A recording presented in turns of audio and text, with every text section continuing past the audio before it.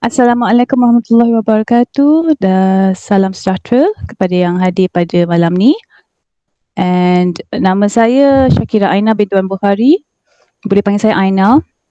Malam ni seperti yang dah dikongsikan sebelum ni, nak berkongsi pasal uh, palliative care. Palliative care, kejap ya. Okay, palliative care. Palliative care ni basically is penjagaan yang kalau bila kita dah pergi hospital. Sorry pasal video pasal background bila penjagaan bila kita pergi hospital dapatkan rawatan, and then hospital dan doktor dah tak boleh buat apa-apa. So selalunya ayat-ayat yang biasa disebut adalah kami dah cuba sebaik mungkin dan tidak ada apa-apa lagi rawatan dan ubat yang boleh bantu, jadi sekarang boleh bawa pesakit balik. Hanya balik, bukanlah hanya boleh bawa pesakit balik untuk terus diberikan penjagaan untuk dia lebih selesa. Basically that lah, to provide comfort, keselesaan kepada pesakit. So bila dah tahap macam ni, ramai orang dia akan rasa hospital pun dah tak boleh buat apa, itu macam mana balik rumah. Kira kalau bahasa kasar lah, Aina selalu bahasa kasar kira tunggu masa untuk pergilah, tunggu mati. Because that was what happened kepada arwah ayah dulu. Dia kencing manis, komplikasi, saraf dah memang doktor kata dah mati. Actually apa berlaku, bukan saraf mati, lebih kepada saraf tu tidur, koma. So doktor bagi tahu mak dengan ayah, cakap balik dan tunggu. Aina pada ketika itu masih belajar, so I tak faham nak tunggu apa, nak balik tunggu apa kan. Mak cakap tunggu masa untuk pergilah. So kita duduk satu rumah dengan orang yang sakit tenat. Bila doktor dah bagi macam tu suruh balik, okay, dia bawa balik, kita bawa balik. What's next? Apa yang kita perlu buat? Kalau pesakit tu balik, dia tak sakit, dia tak merana, okey lah lagi kan. Tapi hampir kesemuanya lah yang bila dah sampai tahap palliative care ni, mereka dalam keadaan sakit sepanjang masa. Setiap masa, 24 jam sehari sakit. Sakit tahap mana tau? Sakit yang boleh merau-rau. So memang dia in intense pain. That's why macam kalau pesakit kanser, mereka diberi morfin. Ubat-ubatan yang bila diambil, mereka mula hilang keupayaan untuk berfikir, mula hilang keupayaan untuk they lose themselves. Dah mula tak sedar keadaan sekeliling. Macam orang kata orang lalok. Macam orang ambil dadah, hardcore drugs. Mereka dah tak kenal siapa diri mereka, mereka tak kenal orang sekeliling. So, bila situasi macam kita yang kat rumah ni, macam mana nak jaga? Aina nak share, basically apa yang dikongsi nota palliative care tu kan, I have to refer back. Maaf, Aina tak boleh buat meeting macam pemimpin-pemimpin leader Stronghold yang lain, yang macam VM Aya, Irna, Special VM Kak Nina, Gold Diamond, semua diorang buat dengan ada share screen, tunjuk slides, semua. Aina sedar kemampuan Aina, so ini cara yang Aina boleh buat pada ketika ini. Sebab yang penting pada Aina dalam malam ni is masa arwah Hadi Aina meninggal, Basri, dia meninggal 31 Mac 2020. Dia dikebumikan 1 April, keesokan harinya. And lepas dia dikebumikan, doktor keluarga kami, dia pakar pemulihan, doktor pakar pemulihan, one of the best doctor, rehab doctor, not only in Malaysia, for my family, best in the world. Sebab dia juga adalah associate professor dekat multiple countries, Scotland, a few other countries lah. Dan dia sekarang berada di Jepun untuk buat PhD untuk rehab in geriatric rehab, perubatan pemulihan untuk warga emas. Dia dah bersara tapi dia masih nak buat PhD sebab dia kata tak ada orang kat Malaysia yang specialize in this. So Prof, saya panggil dia Prof, saya belum bersedia untuk kongsi identiti sebenar dia. So untuk malam ni saya akan refer dia sebagai Prof ataupun Prof L. So Prof kata lepas basi ke bumi tu, kata okay Aina, everyone just relax, rest. When things are calm, Let us write Basri's life story. Prof nak kami sekeluarga untuk tulis kisah hidup Basri, arwah adik saya. Saya dan keluarga faham kenapa. Sebab Alhamdulillah rezeki kami daripada adik kecil sampai dia meninggal, kami rezeki dapat ilmu, dapat pengalaman yang memang I would say the best in terms of the experience, yang pengalaman yang my family was exposed to and still exposed to until today, because we work along, saya sekeluarga termasuk arwah adik Basri. Dia Down syndrome, tak boleh bercakap, tak boleh berjalan, and yet he is part of the team kumpulan sukarelawan for a project called Bhakti Mind Project. Boleh Google Bhakti Mind. Dia pun sama-sama sekali terlibat. So he was also part of the team and travel merata-rata. Dia kursi roda, tapi dia boleh travel pergi Sabah, Sarawak, Langkawi. So anyway, short story. Prof wants us to share Basri's life story sebab banyak ilmu dan pengalaman yang keluarga saya lalui. And dia nak apa yang kami lalui itu menjadi a source of reference, bahan rujukan kepada keluarga-keluarga yang lain. So, Prof, if you're listening to this, wherever you are, this is for you. In memory of my true love, Basri. Sebab yang kedua, kenapa Aina nak juga buat, walaupun nak kira fizikal, rasanya suara dah nak terketar ni, tapi tak apa, I will just share my best. Sebab yang kedua ialah dua orang insan-insan yang Aina sayang. Seorang abang angkat, dia sekarang di ICU, hospital dekat utara. Seorang lagi, makcik angkat, mak kepada kawan baik Aina daripada sekolah, di rumah palliative care. So I'm doing this for both of them supaya jika keluarga mereka tak dapat ilmu-ilmu ni lagi, mungkin hopefully with my sharing they get it, and if mereka dah dapat, Alhamdulillah, teruskan whatever information pasal penjagaan palliative ni. But I want to share this information, ilmu, pengalaman yang family Aina lalui tempuhi. A little bit background of myself, spesifik untuk palliative care. Aina pengalaman menjaga secara direct, first Allahumma salli ala sayyidina, menjaga arwah ayah 2000-2001 macam tu. Macam mana cerita tadi, doktor suruh balik, tunggu. Sakit saraf dia.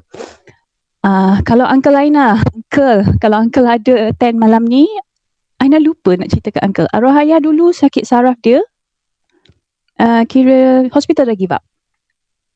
Doktor suruh balik tunggu. And Alhamdulillah, 8 bulan selepas ayah mulakan rawatan dengan produk Syongho, and kami ubah sepenuhnya cara hidup kami in terms of healthy healing habits, pemakanan, minum air, minum cukup, and everything else, our personal care, penjagaan peribadi dan penjagaan kulit semua tukar. It's a holistic change, perubahan yang secara menyeluruh. Alhamdulillah, ayah lepas 8 bulan guna produk, kami nampak keadaan badan tambah baik. So kiranya 10 bulan terakhir sebelum ayah meninggal, ayah dah tambah baik. Jadi masa ayah meninggal tu ramai, hampir semua yang mendapat berita tu macam call dia beritahu, ayah dah tak ada. Ayah tak ada, bagaimana? Ayah tak ada, ayah dah tak ada. So dia macam, gimana saya? Kenapa tak balik? Sebab semua yang jumpa ayah baru beberapa hari, beberapa minggu sebelum tu, memang dia nampak ayah dah baik. It's just his time, masa dia. Itu pengalaman pertama. Pengalaman kedua palliative care Aina adalah, bukanlah palliative tapi pesakit, orang yang memerlukan bantuan, yang perlu sentiasa dipantau dan dibantu. Masa pengalaman mak lepas keluar hospital, memang affect memory. So physical pun ada sikit-sikit. So pengalaman yang kedua. Pengalaman yang ketiga, Allahumma salli ala sayyidina Muhammad. Makcik Aina masuk hospital, duduk hospital lebih daripada sebulan lebih. Aina teman dia, bukan setiap hari tapi dalam seminggu tu 3 ke 4 kali seminggu. Bulan Ramadan, dan Aina teman dia waktu belah petang, daripada sebelum asar sampai 9:30 ke 10. So that's my second experience lah, pengalaman jaga orang sakit. And memang dia, I would say like a vegetable. Dia tak bergerak, makan pun dia boleh suap sendiri, tapi last kita kena tolong suapkan. Dia tak minum. Memang full care lah. Pengalaman yang keempat, arwah adik. So malam ni nak cerita pasal arwah adik. Mohon maaf kalau suddenly I terpaksa berhentikan sesi. Itu tandanya Aina dah lebih had badan. Aina masih ni tengah in between treatment and therapy. Alhamdulillah. Aina nak juga buat secepat mungkin sebab Aina rasa I need to do this while sementara Aina masih boleh bercakap, boleh berfikir. So that biarlah maklumat ni sampai ke seberapa ramai yang boleh. So yang pertama I said pasal Allahumma salli ala sayyidina. Okay, diapers and bed sore management. Arwah adik start guna pampers daripada dia sekolah menengah. Dia meninggal umur 38 sampai dia meninggal. Subhanallah, Masya Allah. Daripada dia mula guna pampers sampai dia meninggal. Alhamdulillah Allah pemudahkan dengan ilmu. Kejap Ma, tolong perlahan kipas Ma. Anda dah mula menggeletar. Dengan ilmu dan pengalaman, ilham semua daripada Allah, dia tak pernah sekali pun kena bed sore. Bed sore ni kalau orang tak faham is luka bila dia, kalau orang pesakit selalu terbaring, tak bergerak, dan kulit dia tu tak dapat nak breathe, tak dapat nak bernafas. So makin lama dia akan mula jadi luka. So luka ni akan mula bertambah besar dan besar. So Basri tak pernah bed sore. Macam mana kami boleh, Masya Allah, dia hampir ada ketika ni sepanjang masa dia dalam diapers, tapi dia tak pernah bed sore. Macam mana Oh, I need to lie down. Ma, tolong Ma. Allahu Akbar. Ketika ini Aina agaknya palliative care lah ni kot. Bantuan mak nak alihkan barang, nak kena baring dah.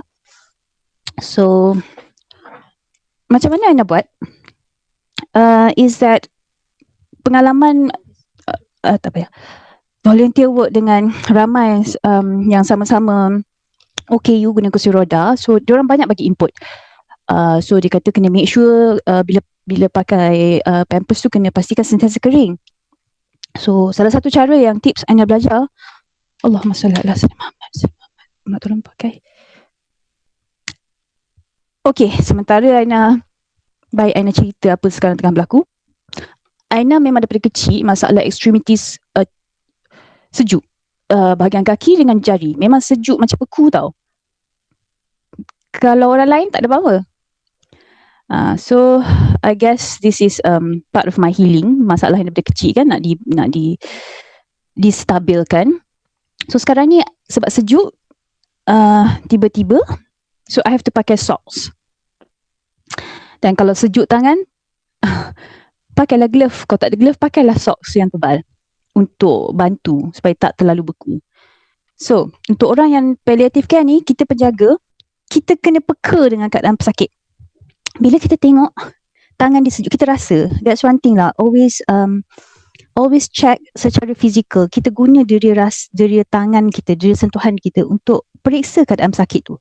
Kita boleh periksa melalui dengan menyentuh saja, kita boleh tahu dia suhu badan dia macam mana. Kita boleh tahu dia ni sakit ke tidak. So kita kena peka dan ambil tindakan. Jangan peka nampak dia sakit tapi kita pandang je tak buat apa kan. We kena immediate. Kita kena be responsive. So kalau sejuk, tangan dan kaki sejuk, pakailah stocking, pakailah gloves. Sebab itu yang kami buat dengan arwah adik dulu. And okay, bed sore dah melalut dah. Sorry ya. Okay, so macam mana tips yang Aina belajar selain daripada orang yang gunakan orang yang berkursi roda yang mana perlukan pakai pampers. Diorang beritahu kena sentiasa pastikan kering. Input lagi satu yang dapat daripada Dr. Oz, Dr. Mehmet Oz. Dia ni selalu jadi tetamu kepada rancangan opera. So in one of the segment tu, he shared orang yang ada masalah dengan bahagian alat sulit ni semua, dia kata kena pastikan sentiasa kering. Dia siap tunjuk tahu macam mana nak buat. Dia diri, and then dia kata ambil hair dryer, buka kaki, okay, and then kangkangkan kaki, kemudian guna hair dryer tu untuk keringkan bahagian yang selalu luka tu sampai betul-betul kering. And dia kata janganlah pasang hair dryer panas kan, buat supaya dia yang paling minimal lah. Yang penting tempat tu kering. So I use that same ilmu untuk guna pakai dari segi penjagaan pakai pampers adik ni lah. Dan lagi satu, it's more of a common sense lah. I was like, macam mana nak bagi pampers ni kering Sebab Basri walaupun dia pakai pampers sepanjang masa, tapi pampers dia bukanlah sepanjang masa basah. Banyak kali pampers dia masih kering. So pampers bukannya murah kan, mahal. Kalau perlu pampers sepanjang hari, berapa paket agaknya. So macam kami as a family, we need to figure out a way macam mana nak jimat kan. So bila pampers tu masih lagi tak basah, first kami buat, and cara Islam juga, kita nak tahu benda tu kotor ke tidak, mesti tak ada bau kan. So first saya akan bau. Orang kata, you bau pampers tu, janganlah bau dekat-dekat. Lama-lama you just bau sekali je lah, you tahu lah busuk ke tak. Sebab apa? Walaupun tak ada kotor, tapi kalau pampers tu berbau, maknanya dia dah berpeluh. Maknanya dah kotor sebenarnya. So, kalau tak ada bau, okay, tak ada kencing, apa saya buat? Saya akan sidaikan pampers tu, biar dia terbuka, and biar dia kering. Dan bila adik saya dah selesai dekat toilet apa semua, dia keluar, saya akan bagi dia pakai pampers baru. Pampers yang dia dah pakai ni, saya akan simpan untuk belah malam. Dan saya akan terus guna pampers yang sama, selagi tak ada bau, tak ada kotor. Sampai dah lunyai baru saya akan buang. Itu cara nak jimat sharing tips keluarga saya lah. So by making sure that all the time lampin dan kawasan tempat yang dia pakai pampers tu, it is not just bahagian, orang kata bahagian apa ni celah kangkang, bukan kat situ je, dekat bahagian belakang, kat bahagian perut. Make sure all these places punya tempat yang pampers tu sentuh, pastikan sentiasa kering tau. So by doing this, kulit kering, pampers kering, insya-Allah lah akan dapat elak daripada kena bed sore. Adik saya, ya Allah, subhanallah, saya dan adik memang, ya Allah, Allah bagi hadiah daripada lahir ada masalah kulit yang sangat-sangat sensitif. So kami tak boleh pakai bedak, tak boleh pakai krim, tak boleh pakai semua benda lah yang orang pakai kan, tak boleh. So adik memang tak boleh pakai tau. So daripada kecil memang tak adalah pakai bedak-bedak ni semua. And yet, Masya Allah, kami boleh elak sehingga dia pergi tak ada bed sore. So itu cara yang pertama lah, keringkan. And okay, I think that's about it kot. Pastikan kering. And so far pengalaman dengan adik ni, kami guna sampai, Ana cakap tadi, sampai dah tak ada bentuk dah pampers tu, baru kami buang. Asalkan tak ada bau, tak ada kotor, dah settle. Ni untuk jimat tips jimat. Yang kedua, pain management. Okay, pain management ni, ini memang kita kena peka. Kalau pesakit tu, tak kisahlah siang ke malam, dia sentiasa restless, dia macam tak tenteram, bergerak sana bergerak sini. Itu adalah tanda yang pertama, dia tak selesa. So bila dia tak selesa macam tu, terutama macam adik saya, dia tak boleh cakap. So saya lah kena anticipate, kena agak atau dia ni kenapa So, Allah Akbar. Mak tolong off kipas mak. I'm already shaking. Mak tolong bawa Yungken and pollen capsule pun tak apa. Sorry lah ya. Saya nak kena stabilkan keadaan, but I can still talk. So, pain management. Kita sebagai penjaga kena, again, kita kena betul-betul ambil perhatian. Peka dengan keadaan pesakit. Kalau dia asyik bergerak-gerak, kalau dia boleh cakap, tanyalah sakit ke. Kalau dia tak boleh cakap, macam arwah adik, kita kena agak lah. Dia ni selesa ke tak? Sakit ke tak? Dan selalunya memang itu isunya. Kalau pesakit tu tak boleh nak baring dengan keadaan tenang, adalah tu. Ataupun faktor luaran yang kita tak nampak. Faktor gangguan. So this is where in Islam pun memang kita diberi tips. Cara-cara untuk macam mana cara untuk menjaga pesakit tenat. Pastikan sentiasa ada ayat Al-Quran. Ayat Al-Quran kedengaran, background. So, maknanya pesakit itu sentiasa ada dengar. alunan ayat Al-Quran ke, zikir ke, siang malam pun tak apa. Cuma bila waktu dia nak tidur tu kita perlahankan sikit. Okay, ayat Al-Quran. Tips yang kedua, kapsul. Tips yang kedua ialah Allahumma salli. Okay, ni tangan Aina. Dia dengar tangan Aina memegang botol Yungkian. Dia macam orang Parkinson kalau menggeletar satu badan. Now I know already lah kenapa Aina boleh kena attack bila aktif dan bila nervous. Tak apalah, insyaAllah. Nak sikit je madu cukup dah, insyaAllah. Okay. So lagi satu, ada 4 yang saya ingat. Allahumma salli ala sayyidina Muhammad. Program TV dia kata cara untuk pesakit tenat. I hope I make sense, insyaAllah. Ayat Al-Quran sentiasa dipasang, seeloknya dibaca. Tapi ustaz tu kata kita kena realistik lah. Takkanlah nak harapkan anak cucu kita duk baca sampai hilang suara. So tu dia kata kita ada teknologi, gunalah teknologi. Pasanglah MP3 ke apa ke, all the time. Sebab gangguan ni sentiasa ada. So ini salah satu cara dari segi sudut pandang Islam. Yang kedua, kena pastikan pesakit sentiasa diteman. Jangan tinggalkan pesakit keseorangan. Maklumat ni dari segi sudut pandang Islam, Ana dapat lebih setahun lepas Bashir meninggal. Sebelum tu, it was input from Didi Kak Liza, Special VM Kak Nina, orang-orang Syuaho lah yang bagi input ni. Aina, make sure ada orang teman. Jangan biarkan dia seorang, sentiasa ada somebody with him lah all the time. Because mereka tahu Bashir dah tenat. So that's what we did. Tukar-tukar shift. Malam pun macam tu. Sebab tu saya malam memang tak tidur lah. Teman adik duduk sebelah dia. And kalau kita dah penat sangat, and we still nak berzikir kat telinga dia, paling kurang la ilaha illallah, ataupun paling kurang Allah.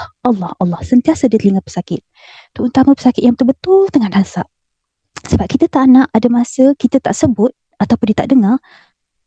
Itulah peluang untuk syaitan datang. Kita tak tahu dia walaupun keadaan tak sedar tu macam mana keadaan dia.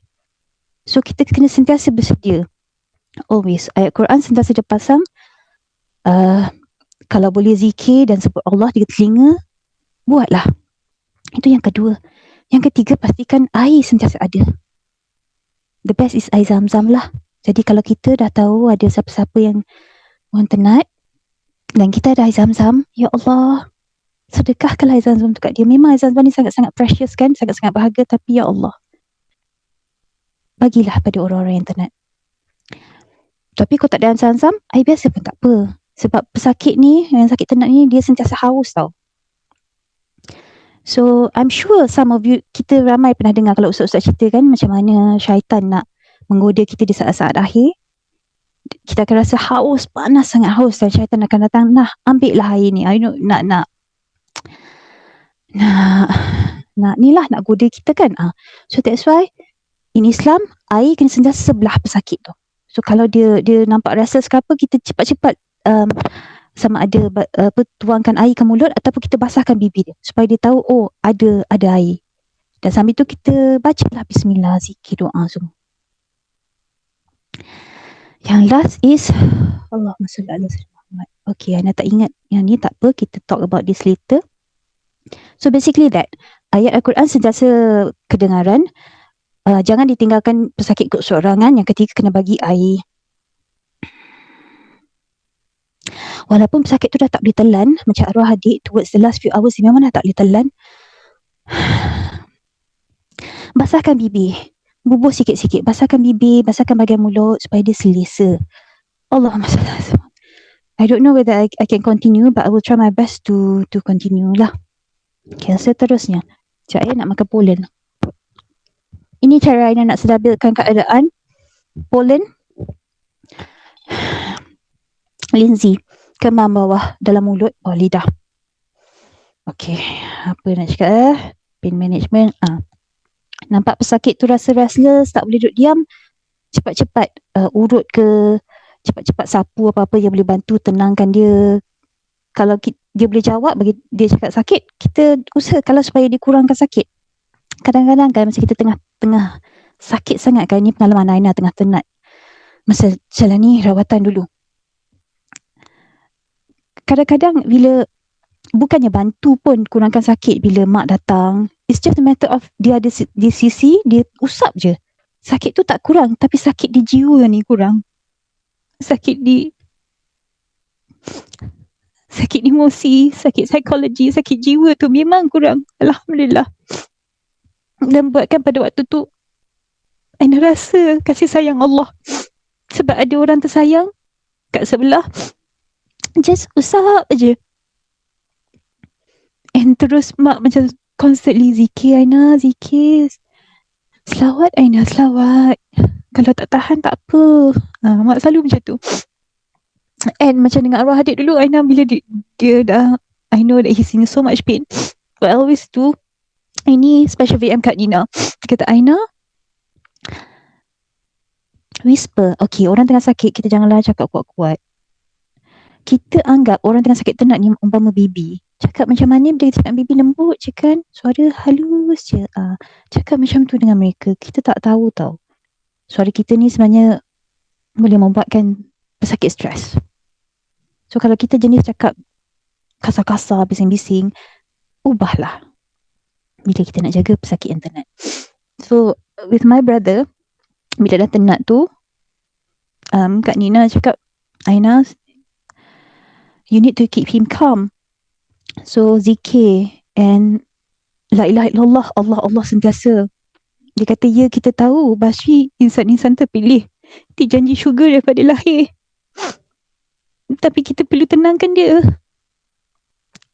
And you need to be calm. If you are calm, then he will be calm.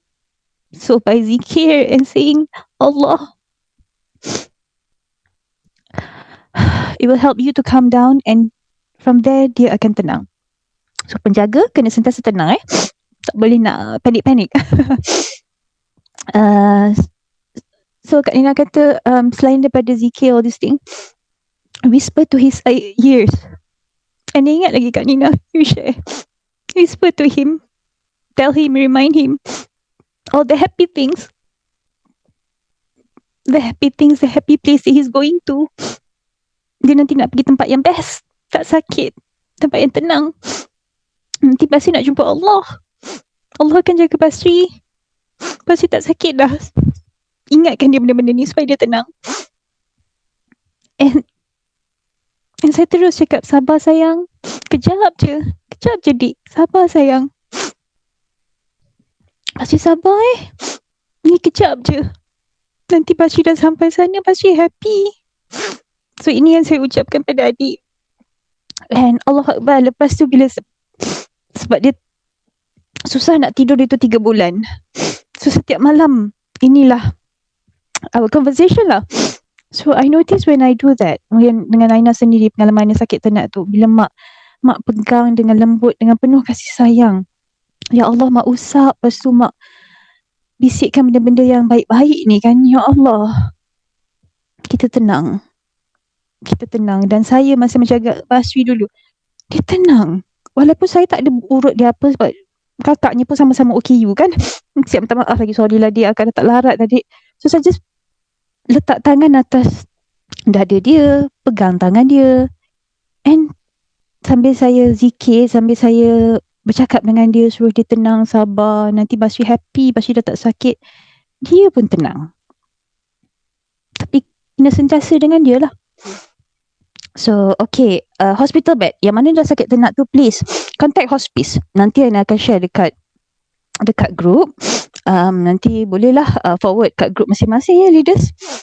Contact Hospice Malaysia. The facilities and services provided by hospice is amazing.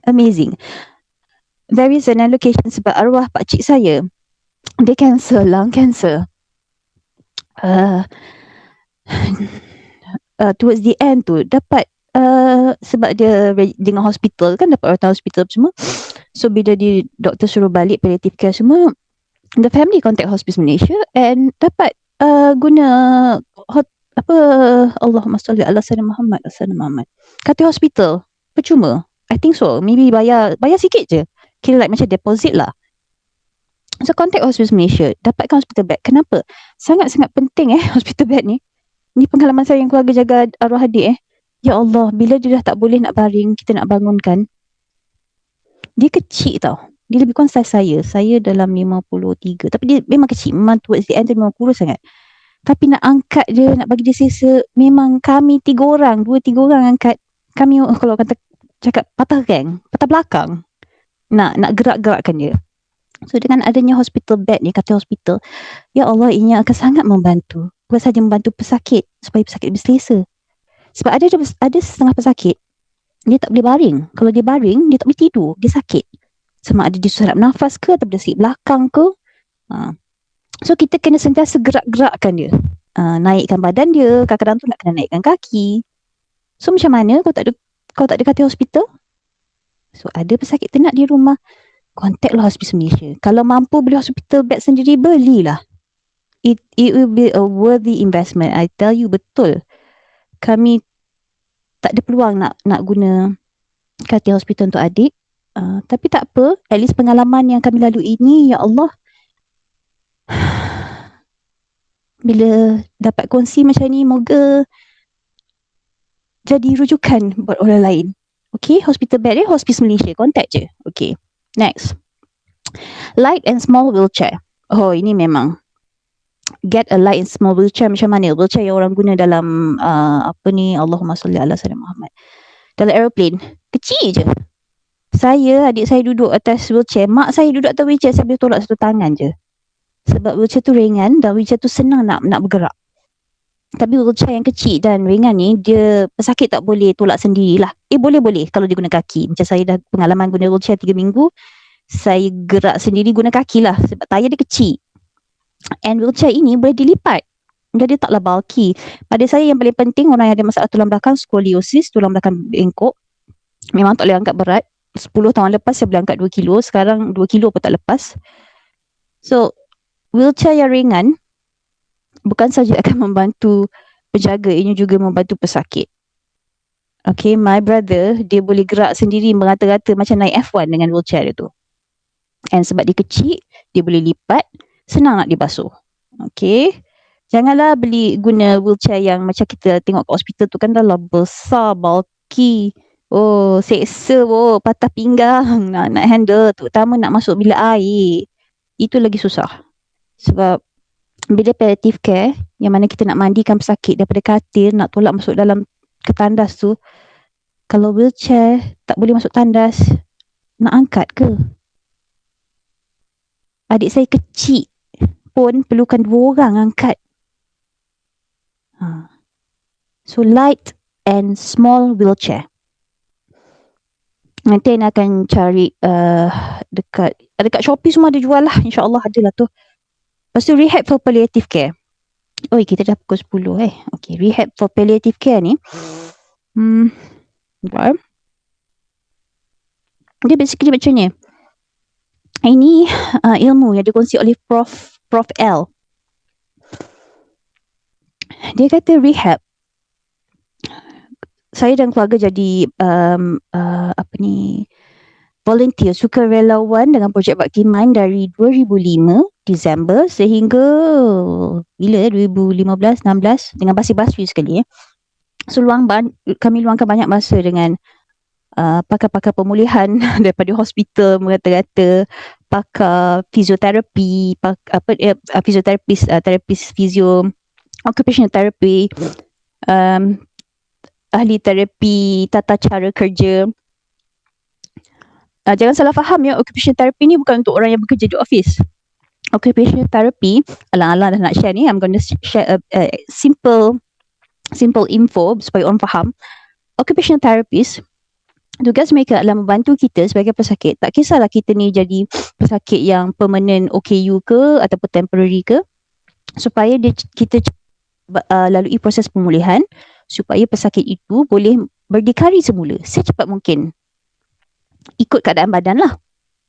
So occupational therapist, pengalaman saya daripada first jumpa my OT, dia tanya first, apa benda yang membuatkan you sakit? So saya tak faham kan macam mana. Occupational therapy ni dia basically dia akan ajar kita ubah suai sesuatu setiap hari supaya kita boleh be independent as soon as possible.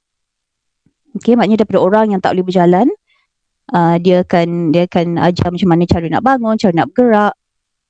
As small as cara macam mana what's the word kalau you ada sakit tangan sakit osteoarthritis, sendi-sendi di jari dan sendi di pergelangan tangan, saya ada masalah itu.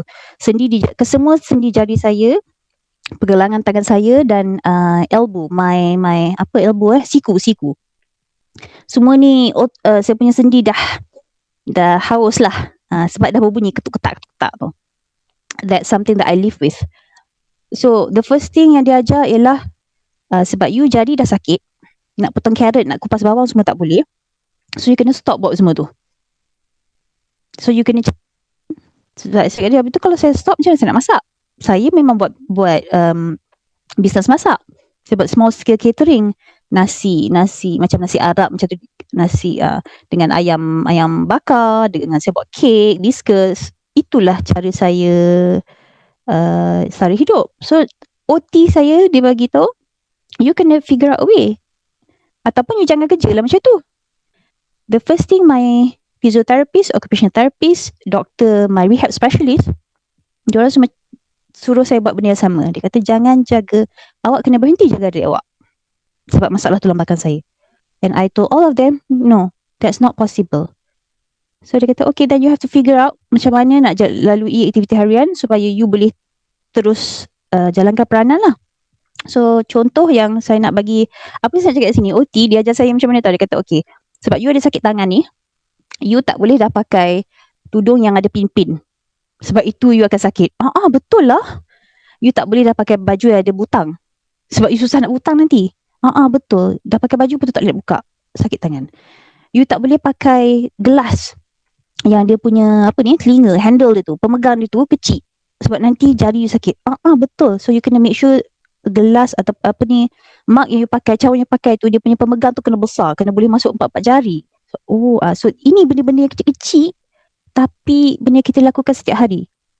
Dia bagi tips. So itu occupational therapist. So kalau lepas ni doktor pergi hospital, ada masalah ke apa, pergi hospital and doktor rujuk kepada bahagian pemulihan, and dalam bahagian pemulihan itu rehab department, dan bahagian pemulihan itu anda dirujuk kepada occupational therapist. That's the place that you need to get as much information as possible lah. Sebab mereka yang akan bagi maklumat-maklumat dan ajar kita boleh cepat-cepat berdikari. Ini dah melalut lah, tapi tak apalah, I just share. So rehab for palliative care. Anyway, short story, volunteer work dah bertahun-tahun dengan kumpulan rehab, occupational therapist, physiotherapist, rehab specialist yang sama-sama pun volunteer. So banyak spend time and banyak tanya soalan, and diorang pun bagi input semua. So for Prof L, dia kata, and who happens to be OKU themselves, the volunteers, we all ni semua yang volunteernya, kebanyakannya kami sendiri OKU, orang kurang upaya, and yet we are doing volunteer work because we feel that we want to share, we want to help others like us. So Prof L, yang for my family one of the best rehab specialists in the world ni, yang insyaAllah lepas dia habis PhD, dia akan jadi rehab specialist untuk orang warga emas yang pertama di Malaysia. So Prof L kata, kalau saya ask her, when should rehab stop? Bila pemulihan ni perlu diberhentikan? Sebab kalau sakit tenat tak payahlah rehab. Itu soalan saya pada dia. So aku kata no. Dia cerita lah, I have a patient, dia tak bangun. Bukan koma, dia tidur, dia tak nak bangun. It's real, okay, real case. Dia tak nak bangun. So bila the patient datang come to her, the first thing she said, okay, we need to do rehab. Dia punya kena exercise, kena buat therapy, physiotherapy, stretching, tangan, kaki semua. Why? Dia dah memang tak bangun. Even pesakit koma kan, kenapa nak kena buat rehab, Prof? Dia kata, we don't know bila pesakit ni akan sedar. Dan bila pesakit tu sedar, kalau tak buat semua ni, tangan dia akan lemah. Sebab tak pernah digerakkan. Kaki dia akan lemah, tak pernah digerakkan. Bahagian upper torso dia tu, sebab tak ada pergerakan, dia punya lungs apa semua ni pun, the respiratory system will be affected. So bila sedar-sedar kan, tu yang tak boleh gerak, tak boleh apa.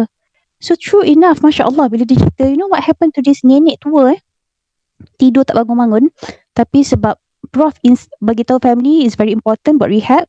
So every day tu adalah pemulihan yang dibuat, the moment nenek ni sedar, dia boleh bangun perlahan-perlahan, tangan boleh bergerak.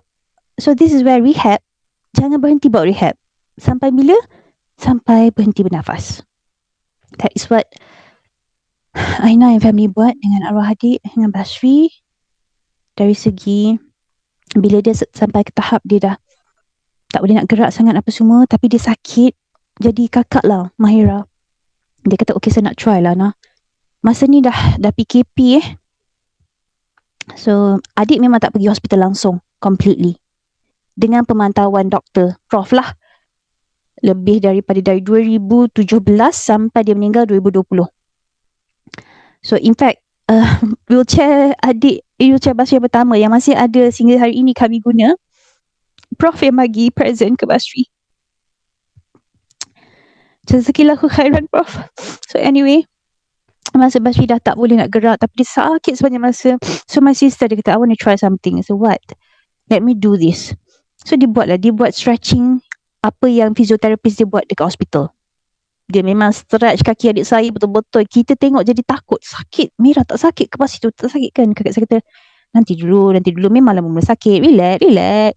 So makin lama kakak saya buat, subhanallah, makin senang dia nak gerakkan kaki. Dan kaki adik saya yang mula-mula tu tak boleh nak straight, sikit-sikit kakak saya tarik, tolak.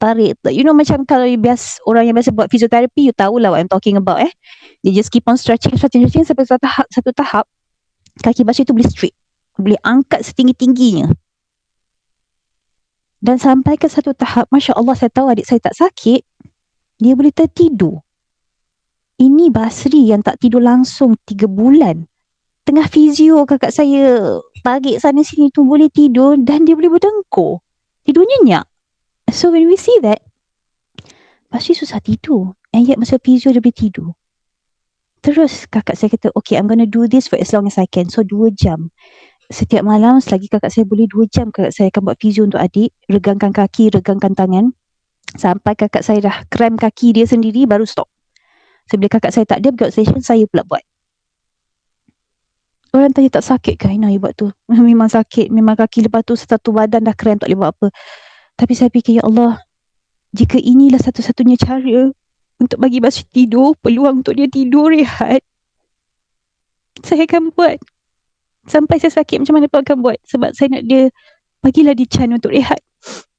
So 2 jam fizio, 2 jam dah dia tidur, berdengkur. Alhamdulillah. So please, those of you yang ada family members yang in constant pain, get the input from professional. Panggillah fizioterapi ni semua datang rumah. Keluarkanlah duit sikit. Kalau yang ada rezeki kenal kawan-kawan yang fizioterapis, minta tolonglah mereka datang. Ajar fizio regangan untuk pesakit ni dia selalu sakit kaki, tak boleh tidur malam. Minta pertolongan mereka, minta tunjuk ajar mereka untuk tunjukkan cara yang betul. That's why it's very important, get information, get the guidelines, the guiding from experts, okay? That's the best. And kalau boleh dapat yang free, Alhamdulillah. Yang tak kalau kita tak kenal siapa-siapa, then allocate a sum of money. It is an investment. For my family, benda-benda related to health, it is an investment. Satu pelaburan. Dapatkan ilmu, cara yang betul nak buat supaya kita sebagai penjaga pun tak merana, and do it. So pemulihan boleh terus dilakukan sehingga ke hujung hayat. Okay, and imagine you ada mak, you ada ayah, you ada suami atau isteri atau anak atau adik-beradik yang sakit tenat, tak boleh tidur malam sebab sakit, and then you dapat ilmu, boleh buatlah stretching, kita tolong buatkan untuk dia, dan bila kita buat tu dia boleh tidur sampai berdengkur. Bukankah itu satu nikmat? Nikmat kepada pesakit yang memang dah di hujung-hujung. So get the necessary information, knowledge and training from professionals. Okay, lepas tu betul, get professional help and training. So carers boleh buat dengan cara yang betul. tidak membebankan kita secara fizikal sebab dah terlalu ramai. Even Aina sendiri pun pengalamannya bila kita tak ada ilmu yang betul, cara kita buat tu lagi membebankan badan kita secara fizikal, lama-lama kita akan tumbang. Kita akan tumbang. Semangat is semangat. Tapi semangat kita pun lama-lama burn out. Kalau setiap hari kita perlu jaga pesakit yang tenat. So this is where it is very important to get the right information from the start. Tapi kalau kita dah lama buat cara yang salah pun, no worries. Cari ilmu yang betul, buat. Sebab dengan ada ilmu yang betul, cara kita uruskan pesakit yang tenat, we realize that physically kita pun tidaklah begitu cepat untuk tumbang. Sebab dah terlalu ramai orang yang Aina kenal, penjaga, jaga pesakit tenat. Dia tumbang masuk hospital, dia tumbang tak boleh nak bangun, tak pergi hospital ke apa ke. Lepas tu keadaan penjaga tu lebih teruk daripada pesakit. Bila penjaga tumbang, siapa nak jaga penjaga? That's why for families, ada bajet untuk pesakit. And for those yang nak bantu pesakit, orang luar kan, selalu orang kita, kalau dengar orang sakit kan, kita bagi, kita nak sedekah, kita nak bantu, kita bagi duit kan. Jangan, bukan janganlah, try, lepas ni kau nak bagi bantuan duit pada keluarga yang ada pesakit tenat ni, bagi tahu pada penjaga, ini untuk apa-apa yang pesakit dan penjaga perlukan. Orang selalu bagi duit untuk pesakit, tapi orang tak pernah fikir pasal penjaga tu macam mana. Orang tak tahu penjaga tu entah makan pun tunggang langgang, tidur pun tunggang langgang, tak ada rehat, tak ada bantuan, semua seorang-seorang. So, nak bantu the family. Not just the pesakit saja, the family. Because the family needs the help and support. And untuk keluarga yang memang mampu ada bajet untuk pesakit, kan katakanlah sebulan you ada bajet 1,000 untuk pesakit. Aina nak tanya satu soalan je. Ada tak bajet untuk penjaga? Kalau tak ada kan? Sediakan. Kalau keluarga hanya ada 1,000, then have that allocation, that 1,000 tu masukkan sekali untuk penjaga. So contoh, macam kita insurans hok, kita makan produk kan. So one of the things untuk pain management kita, pengganti morfin kita. Kalau pesakit kanser daripada dia ambil morfin, kita selalu suggest, okay, why don't you take Vitaking, ambil 2 paket Vitaking, 2 paket YKB, 4 paket protein, campur linzi, campur pollen. You buat shake, you minum, zikir doa, insyaAllah lepas sejam 2 sakit akan kurang. Itu kita punya penahan sakit kan, instead of ambil morfin kan. So kalau kita ada budget untuk pesakit, Vitaking, adakan juga budget untuk penjaga Vitaking. Ataupun kalau kita tak boleh bantu dari segi keuangan, ahli-ahli keluarga lain take turns untuk jaga pesakit, ataupun take turns untuk jaga penjaga. Maknanya macam mana tahu? Maknanya penjaga tu hanya fokus untuk jaga pesakit je. Hal-hal lain, baju basuh ke tak, makanan ada ke tak, lampu rosak, baiki ni semua, the rest of the family members take on. Let the carer focus on the patient. If you cannot help to take care of the patient. And even if you cannot do that, tak boleh nak bantu pun dari segi make sure baju dibasuh, ada makanan, tak ada benda rosak ni semua kan. Benda-benda lain. Dan janganlah tambah beban keluarga tu. Janganlah tambah beban kepada penjaga. Contoh maaf apa yang Aina akan cakap, highlight ni is something yang is very common, but I need to say it sebab I have to work smart. Aina tak ada kudrat untuk pergi kongsi seorang-seorang, so I'm just gonna kongsi sekali ni, one shot dah habis cerita. But I feel that it is my responsibility to remind others, to remind people, to remind myself too. Kita daripada kita kecil sampai kita besar, mak dan ayah jaga. Dengan situasi hidup sekarang, ada yang anak-anak masih hidup, anak-anak dan cucu-cucu masih hidup dengan mak datuk nenek satu rumah. So dari kecil sampai kita besar, belajar, kahwin, mak masak. Ayah yang tolong cari duit. Ayah yang tolong pergi beli barang. Dan sekarang mak atau ayah sakit, tenat. Contoh, ayah sakit tenat, mak jaga.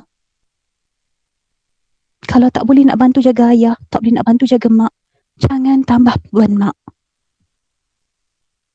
Jangan tambah beban mak. Macam mana maksud Aina? Jangan expect, jangan harap mak masih nak terus masak untuk you all. Jangan harap mak masih terus nak tolong jaga family yang lain. Mak nak kena jaga ayah ni yang tengah tenat. Now it's our turn to take care of them. They took care of us when we grew up, and they're still taking care of us as an adult. Kan ramai yang duduk satu rumah dengan cucu-cucu kan. Berapa ramai yang nenek-nenek, datuk-datuk jaga cucu. Betul, diorang sendiri yang nak, diorang yang minta jaga cucu. Tapi ya Allah, kalau dah sakit pun masih nak harapkan datuk dan nenek jaga. Mana belas ihsan? Jangan tambah beban kepada pesakit dan juga penjaga. Kalau kita tak mampu nak bantu mereka, jangan susahkan mereka. It is time for us to take care of them and let them take care of themselves. Okay, ada 3 minit sebelum 10.30. Kak Nina, kita nak stop sekarang ke? Or nak continue lagi ke? I okay je. Oh, Kak Nina. Aina. Yeah, okay. So it's up to you sebenarnya. Oh, okay, alright. I think you should stop. I should stop okay. Don't push yourself. Alright. But anyway, last one. Kita tadi dah rehab, professional, assisted physio. Assisted physio is basically kita yang tolong buatkan physio untuk pesakit, stretching of limbs. Walaupun dia sakit, tapi kita masih lagi boleh buat sesuatu untuk kurangkan sakit dalam apa cara sekalipun. Dalam Chuang Ho, kita ada Chuang Ho Spa. Kita campur kopi dengan green tea kan. Rather than kita urut saja-saja, tak ada bubuh apa-apa, kita gunalah kombinasi kita punya CEO green tea kita ni. Nak lagi best, pengalaman Aina sendiri dengan adik, sebab kami memang masalah alahan kulit yang teruk. So green tea dengan kopi saja kadang-kadang cepat kering tau. So we always mix it with moisturizer. Moisturizer yang Aina selalu share ialah kombinasi of VK lotion, campur toner. Nak lagi best, lagi efektif, campur dengan hydrating cream. Nak lagi super duper efektif kayangan punya level, campur total renewal cream. So this is for pain management untuk ubat sapu kita. Ubat sapu paling budget, kopi dengan green tea dengan CEO pahit. Sekarang ni green tea kena catu kan sebab tak ada stok. So what I do, I will mix it with total renewal cream. Coffee campur dengan total renewal cream. Coffee campurlah dengan moisturizer ke apa. Just beggar-beggar, adjust. Chuang Ho punya produk kita boleh campur-campur, tak ada masalah. And finally, contact hospice. Contact hospice untuk dapatkan maklumat, apa lagi servis, macam yang cakap tadi, Katil Hospital kan. External treatment is what we apply on our skin. One thing I want to highlight, Chonghorians or non-Chonghorians, pesakit dah memang tenat. Kita jangan tambahkan beban pada badan dia secara fizikal dari segi luaran.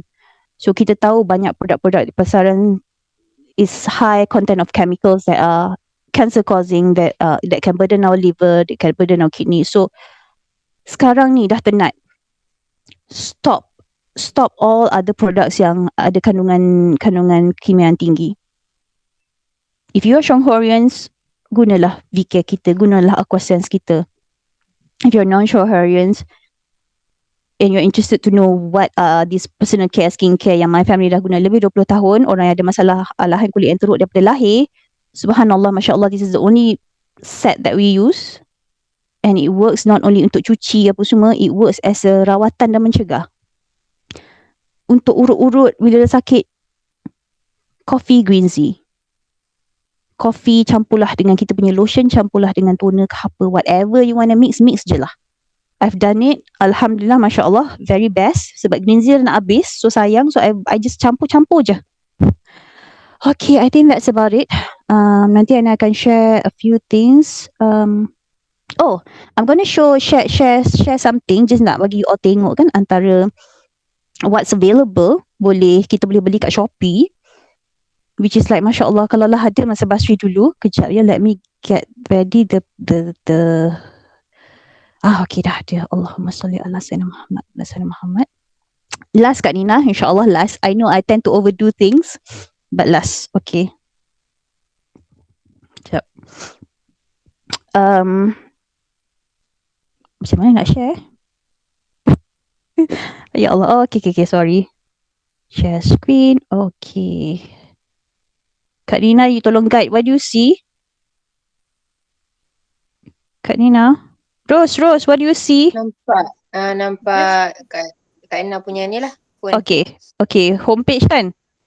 Okay, can you see apa nampak sekarang? Okay, bedridden turning device. Bedridden patient turning device. Ini adalah alat yang available Shopee. Tengok harga pun okay je kan? Tak adalah mahal sangat. You guna ni letak kat kaki, sangat-sangat membantu nak gerakkan pesakit. Ini is very good kalau orang pesakit ada back sore kan? Sebab dia kena sentiasa digerak-gerakkan. So this helps. In fact, masa Basri tengah tenat dulu, kita orang, we didn't know about all these things. We were like just ikut guna apa ada. So kita orang guna kain batik.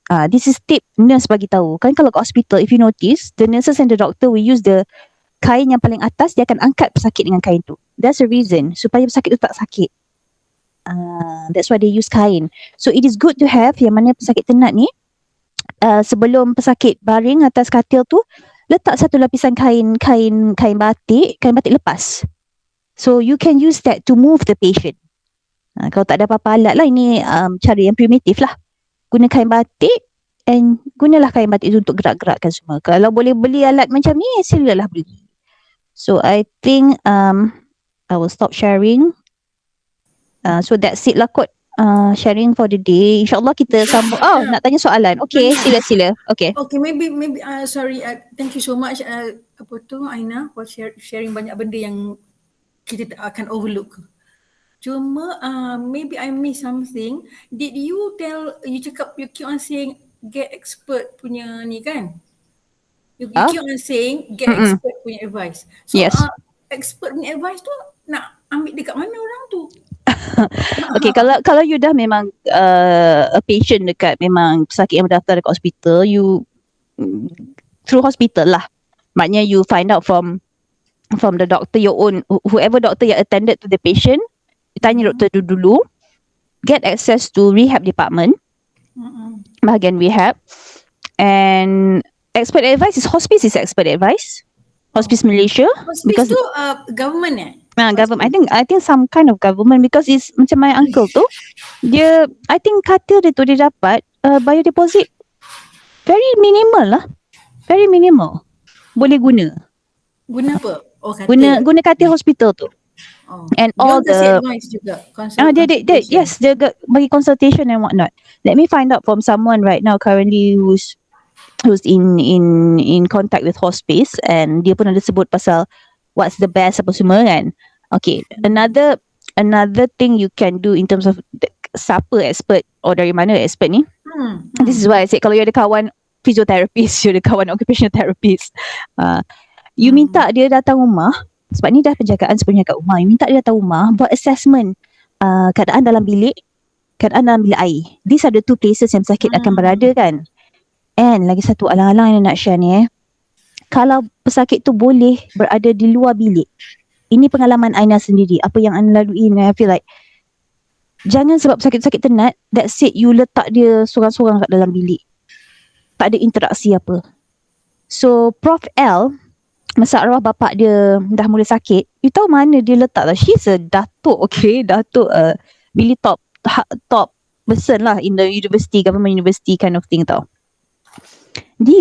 Bapak dia biar bapak dia duduk dekat living room. Dia memang sepanjang masa akan ada meeting dengan other rehab specialist, doctors, volunteer work, dia macam-macam dia buat. And people will come, bapak dia akan di tengah-tengah ruang tamu tu lah, duduk, baring kat situ, tidur kat situ. Sebab, now I understand why Prof did that. It is very critical and important for the patient to feel that they are included, they are still part of the family.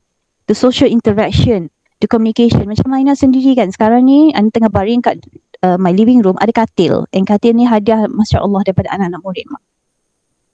They ask, nak apa? Nak apa? Mak macam tak tahulah nak apa. Mak tanya Aina, katil nak letak kat living room because I want to baring kat living room. Why? Because bila kita duduk seorang-seorang dalam bilik, keluarga kat luar tengah makan, tengah cakap, down tau. Down. Jiwa akan down sangat-sangat. But the moment I'm out here, walaupun Aina sakit tak boleh cakap apa, Aina pandang je. Tapi my family, I can just talk to them. Ataupun macam mak, kakak, kawan dia orang dekat meja makan, dia cakap, awak nak apa-apa ke? Tak nak. Or when I feel better, I can just join in bercakap sekali. It makes a huge difference. Kalau kita tak boleh nak sepanjang masa dengan pesakit kat dalam bilik, sebab kita nak kena uruskan rumah, nak uruskan anak kecil ke apa ke, then bawa pesakit tu keluar bilik. Maknanya macam mana Aina? Kena dekati kat luar? Iya, kena dekati kat luar. Susah lah nanti orang datang macam mana? Tak apalah, ini rumah kita pun, rumah orang. Nanti segan lah dengan tetamu. Tetamu nak datang jumpa orang sakit kan. Dan memang dia tahu ada orang sakit dalam rumah. What is important, this is what my parents, my mom always remind me. You take care of yourself, family. So dalam situasi ini ada pesakit ternak dalam rumah. Priority siapa tahu? Pesakit tu. Kita dah tahu dia ternak, kita dah tahu dia masa limited ni, sangat-sangat terhad dengan pesakit ni. Masih nak fikir segan dengan tetamu, masih nak fikir Allah nanti apa orang kata. Ya Allah, this is not the time to fikir apa orang kata. This is not the time to fikir. Ya, adab-adab dari segi aurat semua kita jaga. Kita mesti perlu jaga, continue. Cuma dari segi, biarlah pesakit tu kat luar. Biarlah dia baring kalau dia nak duduk luar. It makes a huge difference, you know. It makes a huge difference because I'm talking from experience. Aina dah pernah lalui I don't want to be alone. I want to be with my family. I don't want to be with people. Aina tak suka. Aina bukan jenis orang yang suka tengah sakit orang datang lawat nak jumpa. Aina tak nak. Aina tengah sakit and I just want to be with my family. Pada Aina, that is the best untuk kita berikan pada pesakit yang tenat. Berada di tempat yang baik. Pergi my big why. Untuk bila tiba saat Allah ambil nyawa, Aina nak berada di tempat yang paling Aina selesa, which is in my bed. Aina tak nak atas katil hospital. And when I talk to people about this, all of them say, yes Aina, I wish and I hope for my whoever lah yang dah meninggal kan. Bila Aina meninggal macam mana, bila cerita arwah ayah meninggal macam mana, they were like, oh I wish my adik, my ayah, my arwah mak ke whatever lah kan yang meninggal kan dapat pergi dalam cara macam tu, bukan di hospital, bukan dikelilingi oleh mesin, bunyi beep beep beep, mesin je bunyi. Those yang in ICU, yang mana pesakit ternak kat ICU, usahakan supaya boleh pasang ayat Al-Quran sentiasa dengan pesakit. Usahakan. So, expert Kak Lina tanya tadi, kalau dapat. Okay, sekarang kita banyak available services yang berbayar lah. Doktor on call, physiotherapist, you pay. Yang ada jenis dia akan datang 2-3 jam. You use their services. You pay 1 or 2 session untuk mereka buat terapi ke apa. Pada waktu yang sama, minta tolong pada mereka. Boleh tak ajar macam mana kan baju supaya pesakit tak sakit? Macam mana cara nak angkat pesakit? Macam mana cara supaya pesakit tu boleh terus berjalan? One key point, Prof L chat, because we asked, Basri dah makin lemah. He's getting very, very weak. Should we help him? So Prof kata, let it be as and when need to. Sebab actually, kita kalau selagi pesakit tu boleh buat sesuatu, kita biar dia buat. Okay, I pun dah tak ada suara. So, I think kita sambung lah ya nanti next session. Alright. Thank you so much everyone. Jazakillah khairan. Thank you very much. Thank you so much, Lina. Thank you so much. Have a good rest. Okay, thank you. Assalamualaikum. Nanti upload cepat-cepat. My downline menunggu. Okay, thanks a lot, ayah. Okay. Assalamualaikum.